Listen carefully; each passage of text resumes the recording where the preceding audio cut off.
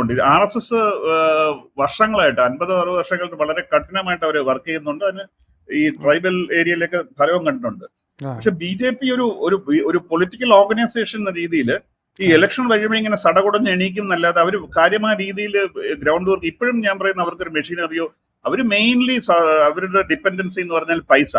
അത് കേന്ദ്രം ഞാൻ ഉദ്ദേശിക്കുന്നത് സെൻട്രൽ BJP അതിൽ നിന്ന് വരുന്നതാണ്. 2 നരേന്ദ്രമോദി, അമിത്ഷാ, അവരുടെ മാസ്കഡ് ഏറ്റവും കൂടുതൽ മീറ്റിംഗ് ഇവിടെ അഡ്രസ് ചെയ്യുന്നത് അവരാണ് BJPക്ക് വേണ്ടി. പിന്നെ ഉള്ളത് നമുക്കറിയാവുന്ന ഈ കേന്ദ്ര ഏജൻസികള്. ഇപ്പൊ ഞാൻ പറഞ്ഞ രാഷ്ട്രീയ സീറ്റിൽ കഴിഞ്ഞ ആഴ്ച ഇലക്ഷൻ എല്ലാം പ്രഖ്യാപിച്ച ശേഷം അവിടുത്തെ ദേബശിഷ് കുമാർ എന്ന് പറഞ്ഞ അദ്ദേഹത്തിന് ED വിളിപ്പിച്ചിട്ടുണ്ടായിരുന്നു. ഇപ്പൊ ഒരു തമാശ, എല്ലാം ശരിയാണ് ഇത് കേൾക്കുമ്പോൾ. ഞാൻ പറഞ്ഞില്ല നേരത്തെ 2014 വലിയ വാർത്താ സംഭവം, ഇപ്പൊ അത് വാർത്ത പോലും അല്ല. ഒരാൾ ED ഒരു പ്രതിപക്ഷ നേതാവിനെ വിളിക്കുകയാണെങ്കിൽ എന്താ അത്ഭുതം എന്നുള്ള രീതിയിൽ. അപ്പൊ മമതാ ബാനർജി നേരിട്ട് ചെന്ന് EDയെ കൈകാര്യം ചെയ്യുന്ന അതെല്ലാം അത് മമതയുടെ പൊളിറ്റിക്കൽ ഇൻസ്റ്റിങ്സ് പറഞ്ഞാൽ ഭയങ്കര അപാരമാണ്. ഇന്ത്യയിൽ വേറൊരു നേതാവിനും ഇല്ലാത്ത തരത്തിലുള്ള. അപ്പൊ ആ രീതിയിൽ ഗ്രൗണ്ടിൽ ഞാൻ BJPയുടെ ഒരു ഇത് കാണുന്നില്ല. പക്ഷെ BJP അതുകൊണ്ടാണ് പലപ്പോഴും വൈകാരികമായ വിഷയങ്ങളിൽ BJP ഇത്രമാത്രം ഊന്നൽ കൊടുക്കുന്നത്. BJP ലീഡർഷിപ്പ് ക്രൈസിസ് ബംഗാളിൽ നേരിടുന്നുണ്ടോ?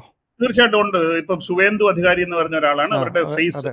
അത് അദ്ദേഹത്തിന്റെ തീർച്ചയായിട്ടും അദ്ദേഹത്തിന്റെ ഏരിയയിൽ, തംലൂക്ക് ഏരിയയിൽ അദ്ദേഹം വളരെ ഇൻഫ്ലുവൻഷ്യൽ. അദ്ദേഹം മമതാ ബാനർജിയെ കഴിഞ്ഞ നന്ദിഗ്രാമില് തോൽപ്പിച്ചതുമാണ്. പക്ഷെ ഒരു ചീഫ് മിനിസ്റ്റർ ആവാനുള്ള ഒരു കാലിബറൊക്കെ അദ്ദേഹത്തിന് ഉണ്ടോ എന്നുള്ള കാര്യം. അത് മാത്രമല്ല, അദ്ദേഹത്തിനെതിരായിട്ട് ആരോപണം ഉണ്ടായിരുന്നു. മറ്റേ നാരദ സ്കാല, അത് ഈ മറ്റേ വാഷിംഗ് മെഷീനിൽ കൂടെ കടന്നു പോയപ്പം എല്ലാവരും മറന്നുപോയപ്പം. അത് മാത്രമല്ല, അദ്ദേഹം ഇങ്ങനെ ഒരു അഡ്മിനിസ്ട്രേറ്റർ ആണെന്നും അദ്ദേഹത്തിന്റെ കാര്യങ്ങളൊന്നും ടെസ്റ്റ് ചെയ്തിട്ടില്ല. മമത അധികാരത്തിൽ വരുമ്പോഴേക്കും 2-3 തവണ കേന്ദ്രമന്ത്രിയാനോ എല്ലാം കഴിഞ്ഞിട്ടാണ് മമതയ്ക്ക് അതിനുള്ള ഒരു നിശ്ചയദാർഢ്യം ഇദ്ദേഹത്തിന് എനിക്ക് അറിയില്ല അദ്ദേഹത്തിന്റെ. അത് മാത്രമല്ല, ഈ ഉത്തർപ്രദേശ് സംഭവിച്ച പോലെ, കാര്യം ഉത്തർപ്രദേശില് യോഗി ആദിത്യനാഥിനെ മുഖ്യമന്ത്രിയാക്കുന്ന ഇലക്ഷൻ റിസൾട്ടിന് ശേഷമാണ്. അതിൽ അദ്ദേഹം ഇല്ലായിരുന്നു. അതുപോലെ ഇവിടെ ഇനിയും അവർ വേറെ വല്ല അഥവാ എന്തെങ്കിലും കാര്യത്തിൽ അധികാരത്തിൽ വരികയാണെങ്കിൽ ശുഭേന്ദ്രൻ ആക്കണം തീർച്ചയായിട്ടുമില്ല. അതെല്ലാം തീരുമാനിക്കുന്ന ഡൽഹിയിൽ നിന്നാണ്. അപ്പൊ അത് പൊതുവെ ബംഗാളിൽ നമ്മൾ നോക്കുകയാണെങ്കിൽ ഒരു ബംഗാളിനകത്ത് ഒരു റിബല്യസ് മൈൻഡ് ഉണ്ട്. ഈ ഡൽഹിയിൽ നിന്ന് കാര്യങ്ങൾ പറയുന്നവർക്ക് വലിയ താല്പര്യമില്ല പണ്ടുപോലും.